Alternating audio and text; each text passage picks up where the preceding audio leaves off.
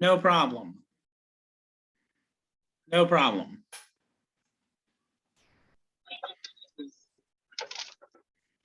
We have some people still entering, so we're going to start in about 5 minutes. At the same time, I don't want to take up too much of your time because I know we're all very busy.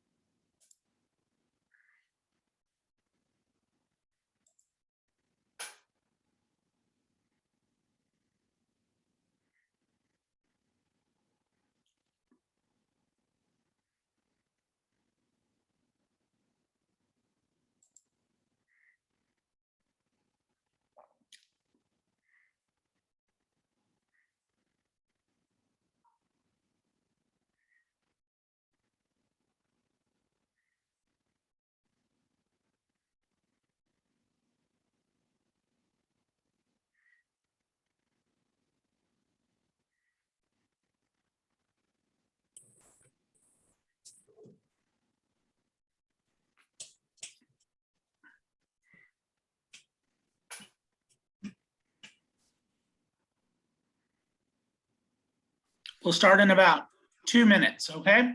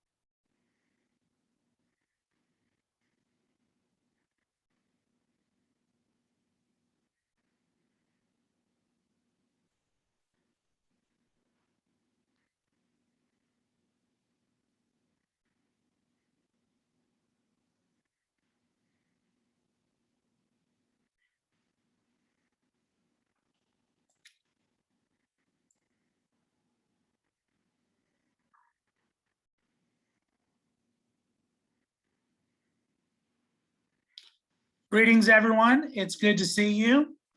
And we're looking forward to having another great year. Last year was a little challenging at times, but I think we made through it and we did a great job. To start, we will be online for the first semester.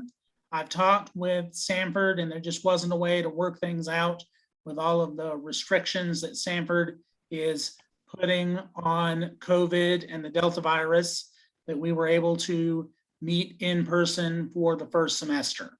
However, I'm going to coordinate with them again in January and see if there's a way in the second semester we can go back to in-person. Our goal is to do in-person debate. At the same time, while we're doing online debate, we want to do the best job that we can. And hopefully, I know we're all praying because all of you are more on the front lines than I am with the Delta virus and your students and the restrictions that your schools have put upon you. And I'll make sure to coordinate with you all to make sure your schools are actually letting you travel, because I know there are some restrictions on that as well. In the agenda, I put the October and November BADL topic, which deals with defense commitments to the Baltic states. In addition to that, I've given you the research packet, which is called PF Wave 1, that we did at our camp. And so your students can use all of that research.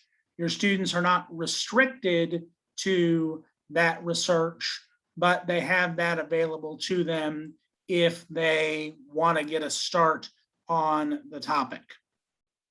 I also put the dates in the agenda, and they'll be October 26th, November 16th, January 25th, February 22nd, and April 12th. I'll run down that list again. I know it's in the agenda, but if you're putting it in your calendars, it's going to be October 26th, November the 16th, January 25th, February 22nd, and April the 12th.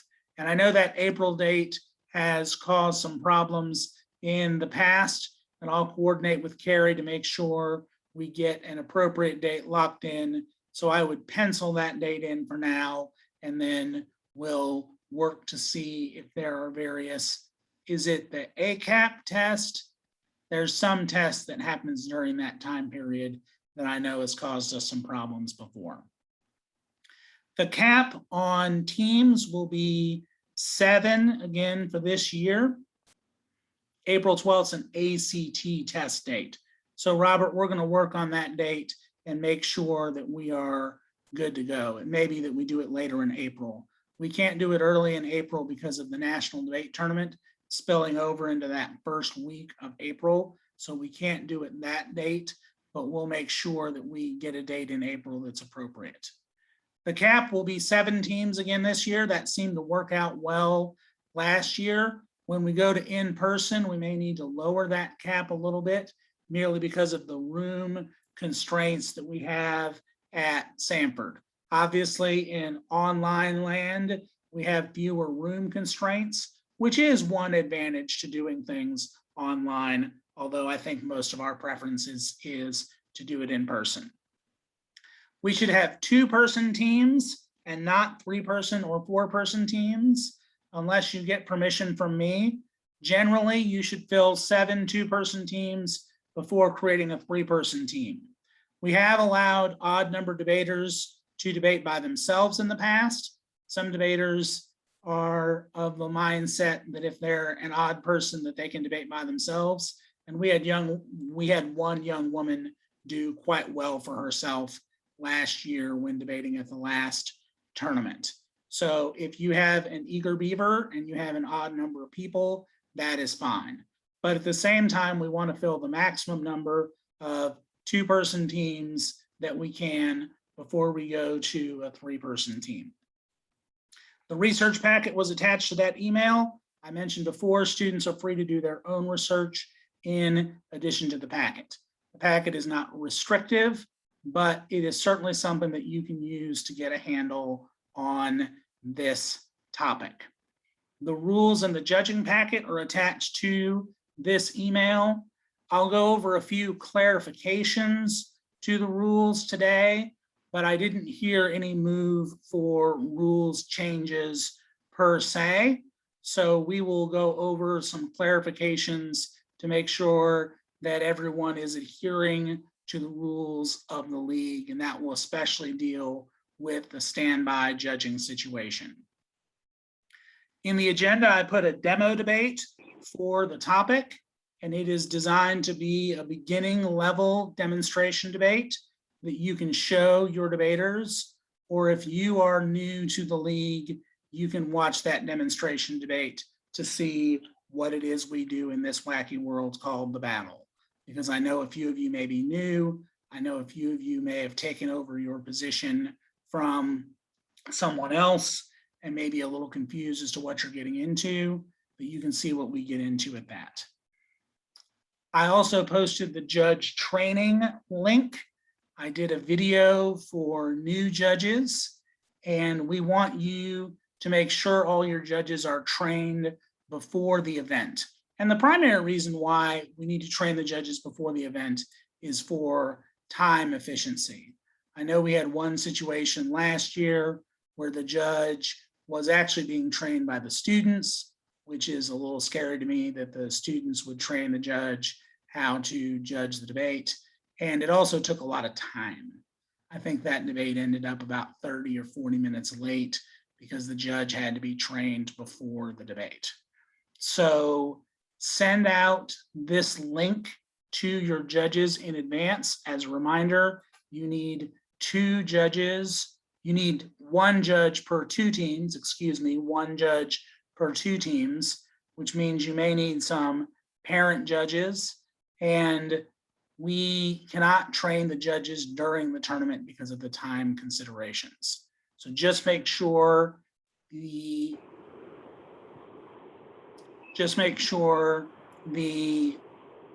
judges are trained before the event. And of course, if they have any questions about judging, just feel free to let me know. Please double check with your parent judges that they have watched the video before the event and that they have a general understanding of what they're doing. They don't need to have perfect knowledge of the topic. They don't need to have prior experience with debate. The video primarily goes over the time limits and what we expect from judges. But parents do not need to be concerned if they have not done this activity before. Parents do not need to be concerned if they have no knowledge of the topic. It is the debater's responsibility to educate the judges about the topic in the round. Some rules clarifications. One issue we're having is with standby judges. So we use the slate of judges that we have, and then some judges are put on standby. It is inevitable.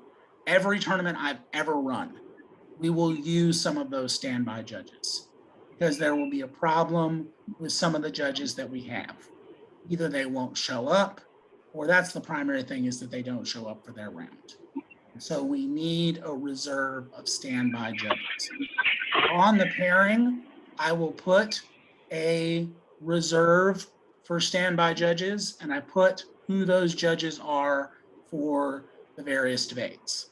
Those judges need to come to the main room until they are assigned to judge. They should not assume that they are not going to judge. They should not assume that someone else is going to pick up that round for them. Because we've had situations before at Sanford in particular where I was on my last judge. I took a $20 bill out of my pocket. I talked to a student about how to judge, and they judged the round. I was the last person standing. We absolutely have to have judges who are committed to judge the debate. So they need to come to the main room until they are assigned to judge. We should not have to track those judges down. And I know that you all have been helpful to me in the past. I've been like, hey, this judge is not in the standby room. Can you help me find them? And you give me their email, or you give me their phone number. I wish I could be a skeleton. What? I can't. Yeah, and then I'm gonna go. And we try and track them down, but we simply do not have time in our limited time period where we're trying to be done by 6 p.m. to try and track standby judges down. We use standby judges at every tournament. Like I say, every single one that I've ever run, we always have to sub in some judges. It is just part of running the tournament, and they're an essential part of the process. So please double check to see if you're a standby judge. You teachers out there, please make sure you know which of your parents are standby judges and have a way to get in touch with them quickly to where we can get them moving. I would say this was probably our #1 problem last year, was standby judges not showing up in the main room to where they could be substituted in. I thought last year went well for the most part, and I'm optimistic that we can do even better this year than we did last year, but this is one problem we really need to crack down on. #2, we will use online ballots via Google form again this year. I think that modification was a very good modification, and I get to say that because it wasn't my idea.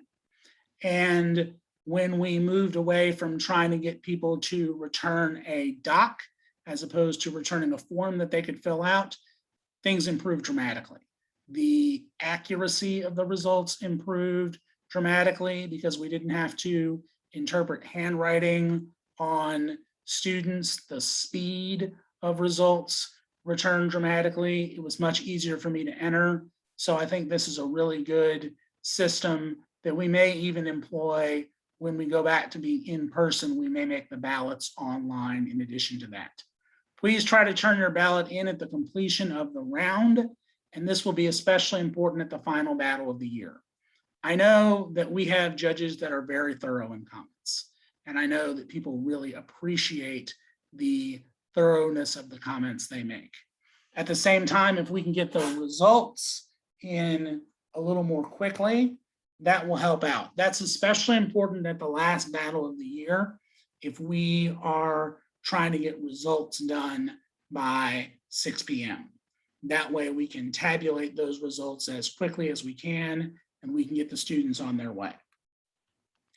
Please be patient with round starts times. It takes a long time to sort people into rooms. Okay, so here's the way that this works. Unless every member who is on the Zoom call has an advanced Zoom account, the only way to sort people into breakout rooms is to have the host do it. Which means, since we can't guarantee that everyone has advanced Zoom, especially the kids, and it costs money to do that, and we're a free league, we have to go through the process of having the host manually sort people into their debates. This takes time, and it is a stressful process on my part. I have multiple different windows open at the same time, and I'm sorting people into rooms. And then the issue comes that the debate might start about 10 or 15 minutes later than we would want it to start with. But please be patient. Let's not try and have our finger on the forfeit button when we are judging. Let's make sure that we are patient with people and we get the round started as close to on time as we possibly can, but please be patient. Here is another thing that I'd like to talk to you all about, which is please encourage parents to not directly ask me questions while I am sorting debates and judges. So in the process of sorting people into their rooms, a judge may be in a breakout room and they're alone. One of the things they can do is they can ask me to come into the room and talk to them. And I get requests to do that. Here's the problem. That takes a great deal of time. It can take me about 2 minutes per question to deal with those questions. Keep in mind, I'm sorting 200 people into various rooms while fielding one question from someone that's taking me away from the process of doing that kind of thing. It is very taxing to do that. And so what I would encourage you to do is I would encourage the parents to talk to you if they have questions. The most common question is, I'm alone in my room. There are no debaters here. What do I do? And what I'm doing during that time period is I'm sorting the debaters into their rooms. So that delay is only delaying the process for someone else. So I'm open to suggestion as to how to handle this. One thing that's somewhat helpful is for people to email me questions as opposed to calling me into the breakout room, where I have to leave what I'm doing, go into the breakout room. It takes a couple of seconds to process going to the breakout room. I have to listen to the question, answer the question, go back out of the breakout room, and then figure out where I was before in order to make this happen. And so in some ways, I wish the technology was a little bit better.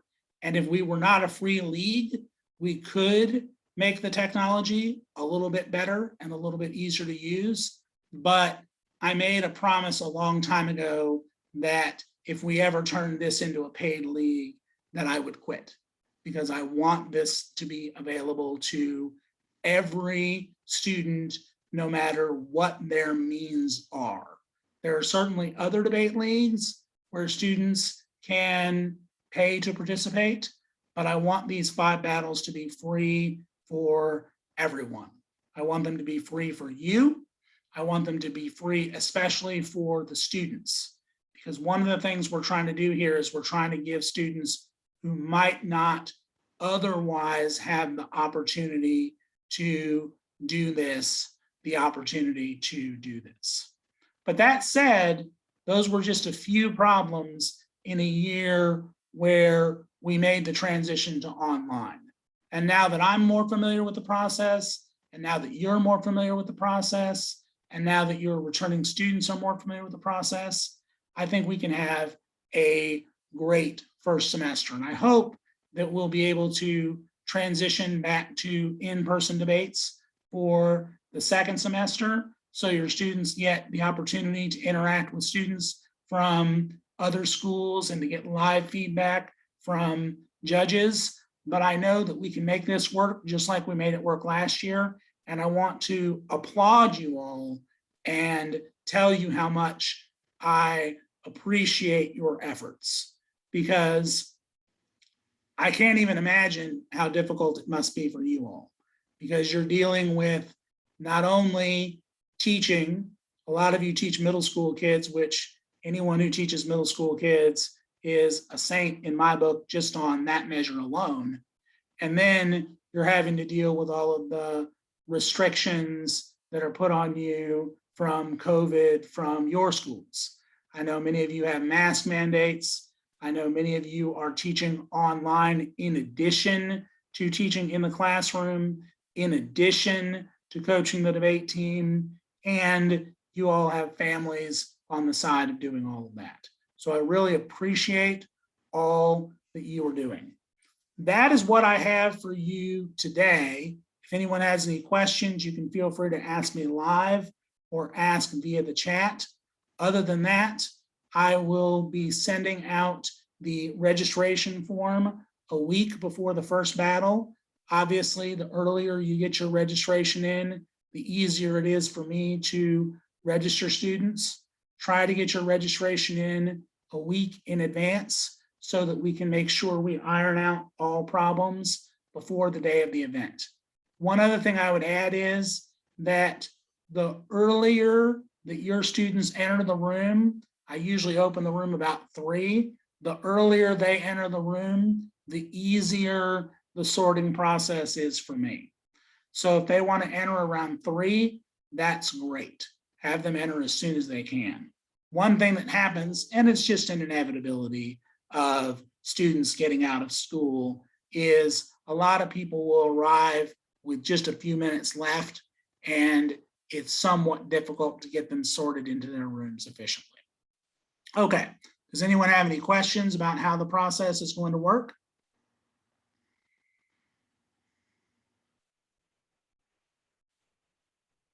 The question from Lauren is, could middle school and high school have different links meetings with separate main rooms with 2 hosts managing? And the answer is yes, we can. And we were able to do that one of the semesters last semester, and I'm optimistic we can do it again. The real answer is that we need someone to run the high school room. The good news is that my assistant is not teaching at 3 p.m. this semester as he was last semester. So I was having to manage both of those rooms. But I feel optimistic that we can have a high school room and a middle school room, and that will make things run more efficiently. But that's a great question, Lauren.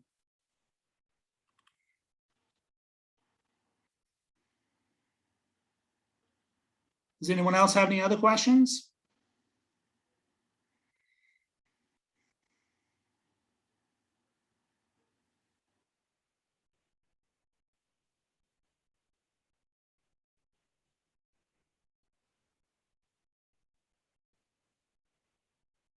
Jessica asked, what's the best way of contacting me? I'm going to put my email in the chat. And Jessica, have you been added to our group listserv yet? Just to make sure you're getting emails from me. Okay. So that's my email. If you have any questions, feel free to email me. You can ask me any question you want. There's no question that is too silly. I know we have people who are brand new to this, so feel free to ask any question that you want to ask. We have 2 rounds a day. Your students will debate both sides of the topic. So one time they'll be on the pro and one time they'll be on the con, and we start at 3:30. I'm going to knock on the fake wood on my desk for starting at 3:30 because that is when we want to start, but we can't always get started at exactly 3:30. And our goal is for everyone to log off and be home by 6 p.m. Because as much as I know you love your students, that there's a time for them to be done and there's a time for them to be, for you to be back home with your families.